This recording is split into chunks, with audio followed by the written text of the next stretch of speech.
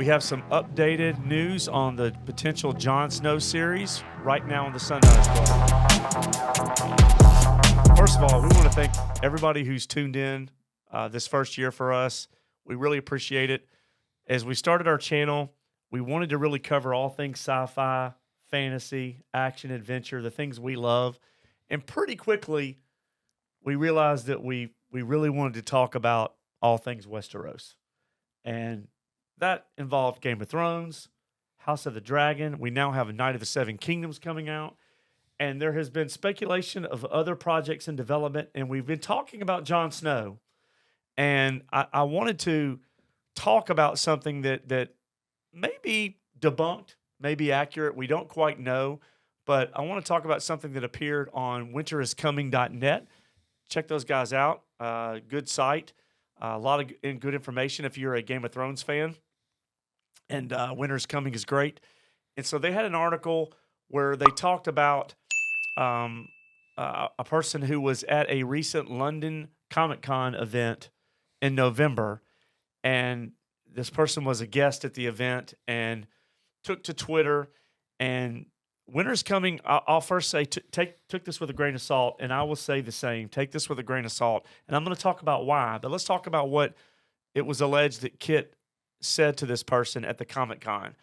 So according to this person, Jim met Kit on Twitter.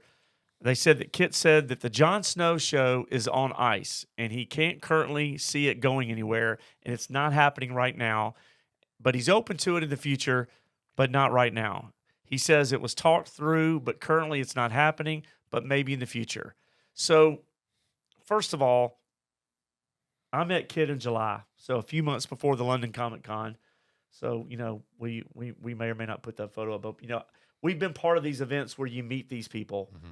I wasn't at that one, though. Yeah, you were not at the one in San Antonio for the Superhero Comic-Con, but I met Kit.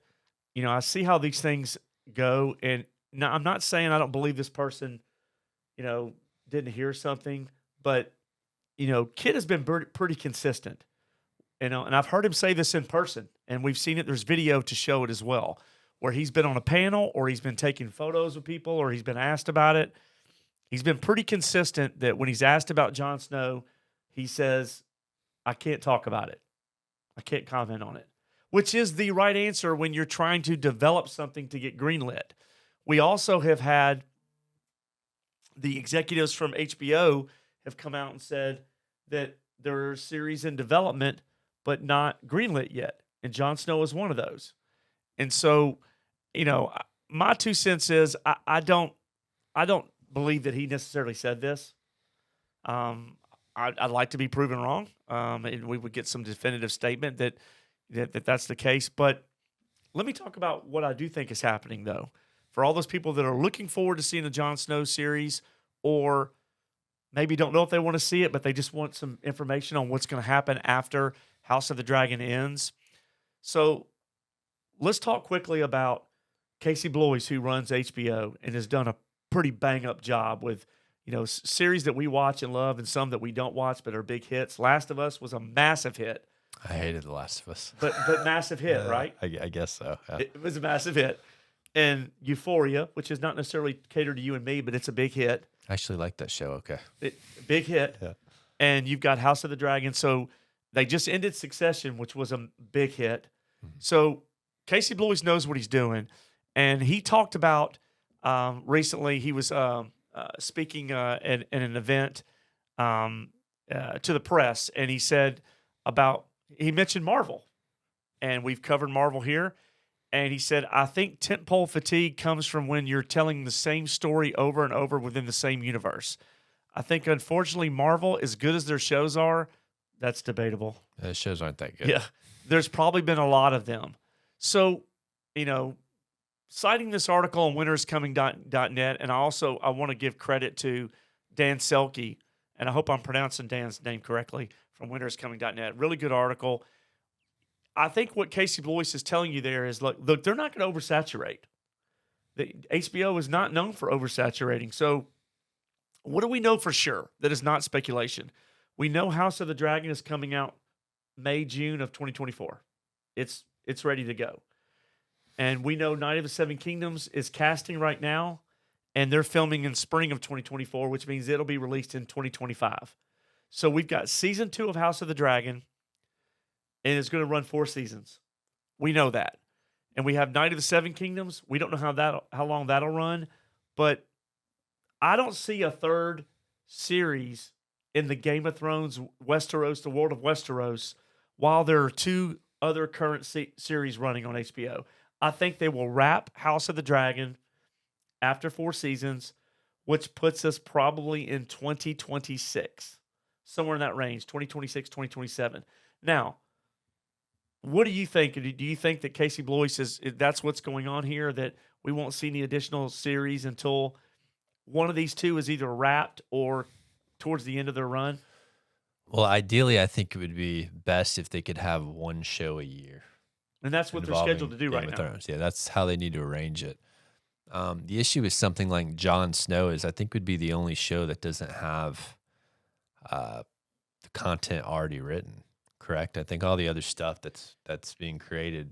That's right. Yeah, so they'd have to write that, and they have to be very careful because that is something that they would be attempting to build way beyond the future, beyond George. Yeah, and it would be the latest story. I mean, it would be the most recent story in the in the Game of Thrones universe. So I mean, and let's be honest, Kit Harington has a writing partner that he did Gunpowder with. That was an HBO limited series. Mm-hmm. It may be the case that they didn't like the script. It may be that they like Kit, but they have somebody else that's written a treatment of what happens beyond season 8 of Game of Thrones that they want to go with. So it could be this negotiation going on right now that that happens all the time. Hey, Kit, we like you. We don't like this script. That happens, right? Yeah. Well, I mean, it's got to be something they get right, and there's no telling how long it could take. But I mean, even if he says, if it is true, and he says it's, maybe someday, you never know. I mean, remember Deadwood? It took them, how long did it take before 15 years? Yeah, before they did a movie to finish it up. So, I mean, and Sex and the City, too, is another one. I never really cared about that show, but that was still one that. And shout out this week, Kit Harington had his 37th birthday. So he can play Jon Snow at 45. Yeah. Not a problem. So I think that, could there be some truth to it? I mean, obviously, I don't want to say someone made something up, but I've seen him in person say the same thing he said on recorded videos. He's been pretty consistent. So maybe something's happened between July and November, but that would be my take, is that it's in development, and they're not ready to green light it yet because they've got their slate. Right. And they're going to be consistent with that. While we're talking about all things Westeros, let's go back for a second to House of the Dragon. So we've talked about season 2 coming out in May or June of 2024. Really excited about House of the Dragon. But there are going to be some dragons we haven't seen before. And we're going to get an up-close view of a lot of dragons, and a lot of dragons in battle, dragons dying, dragons killing a lot of soldiers and people. So we're going to see a lot of dragons in season 2. And one of the ones that fans of Fire and Blood and all things Westeros have been wanting to see is the dragon Sunfyre. Now, you didn't read the books, so you're not as familiar with Sunfyre. You've spoiled some things for me, though. Yeah, so Aegon. He has some big parts. Yeah, Aegon the second, Aegon Targaryen, who is on the throne now, that will be heading up the Greens against Rhaenyra and the Blacks for the Dance of the Dragons. He rides on the dragon Sunfyre. And Sunfyre is known to be the most beautiful dragon there's ever been in Westeros. And we have, according to Twitter X Westeroses, so go check them out. Really good Twitter X site and content. They have a concept art that came out today on Sunfyre by Constantine Sakaris. And what makes Sunfyre unique is he has kind of a bluish green tint to him, really cool colors. And we don't really see that in Game of Thrones or House of the Dragon, right? They're either red, green, black, brown. I think they've done a pretty good job with them. And light tan, kind of a tannish color. Right. Sandish. color. Is this inaccurate? Is this like a fan made thing, or No, is this actual? no. This is how Sunfire is described. So So you think that's what it'll look like in the show? I do. I think you're going to see a multicolored greenish, bluish, purple tint to Sunfire. So I think it's I'm really excited to see it because Sunfire, unlike a lot of other dragons, Sunfire, there's a few dragons that play a big part in the history and what happens, the Dance of the Dragons. And Sunfire is one that you will want to pay attention to because of the impact on the history of Westeros. I would say, Caraxes and Vagar are pretty impactful as well, and Syrax. So there's several dragons, but Sunfire is obviously one of them. And we'll put up that image so that you can see Sunfire, the concept art that has been created. Beautiful dragon. We wanted to show that. Anytime I see something like that, I really enjoy it because it makes me look forward to House of the Dragon coming back early next year as we kick off summer. So, and look, we can't get through anything around Game of Thrones, House of the Dragon, without talking about the creator himself. And what I'm going to start to put in every video we do is, what is George R. R. Martin up to today? Because we know what he's not been up to, and it's writing Winds of Winter. But he somehow managed with the limited time that he's got while he's just toiling away trying to finish this book that he's been working on through almost three presidents now. And he did something called the Bangcast recently, where he had a conversation with Bernard Cornwell, who wrote the Saxon stories. And I'm pretty well versed in Cornwell, writes really, really good stuff. So check out Bernard Cornwell's The Saxon Stories, which gets into the formation of what became England and all the medieval battles there. And so he's on this Bangcast, and he has a gripe to pick with battles that he sees in movies. And he brings up one, which just so happens to be one of my favorite movies. He brings up Braveheart. And I want to get your take on it because I initially was a little mad that he brought this up because he was kind of trashing on Braveheart. But the more I thought about it, I had a different opinion. So let me say what he said first here. He's talking about watching battle scenes in Hollywood movies that piss him off.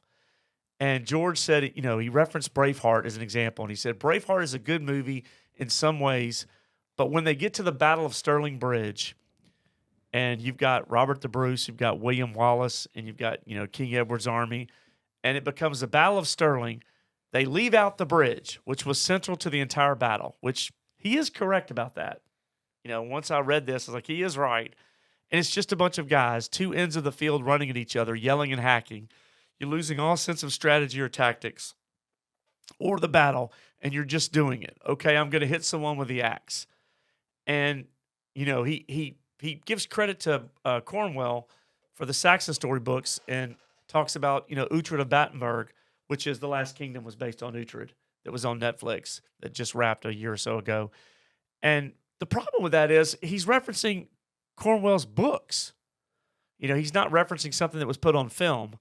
And so, first of all, what do you think about George not writing Winds of Winter, but he's out doing all these podcasts, and talking about battle scenes? I mean, do you think the Game of Thrones battle scenes are the best that you've seen in any of the movies or anything you've seen as far as like the way that they're filmed, the way that they're described? You haven't read the books, but Yeah, I mean, I don't, comparing the TV show, it's hard for me to praise a battle scene in a book. I mean, I'm sorry, it's just not. Most of the battle scene, the bringing it together visually is what requires. And Braveheart was filmed in 1995, and it still holds up. Yeah, to this day. I mean, I think Game of Thrones, as far as like TV shows go, the battles were on par with what I would see in big budget movies. That was the first TV show that was on par with something like Braveheart or Gladiator, right? Or something like. Well, they're Kingdom expensive to film. Yeah, Kingdom of Heaven. So I don't know if it's the best ever, but it was the best that I had ever seen in TV by far. Right. And I think, they're up there with the best of the best. As far as like Braveheart goes, he's talking about historical accuracy, and as great as that movie was, it wasn't very historically accurate. No, there were certain things with Robert the Bruce, and Mel Gibson took some liberties to tell a story, and that's the danger. We talk about it when you deal with historical, and you're not dealing with fiction, and it's actual history. But in his fiction, I mean, he takes great care to explain the history. You read the history of Westeros, and it's. But I will give credit, George, George's detail and attention to detail around the map of Westeros and Essos and the different kingdoms within it, and all the world building he does, the battles as well. You see that detail. Yeah, you do. And that is why the fans love George R. R. Martin's books, and why they're mad that they don't have Winds of Winter, because there's some major battles coming.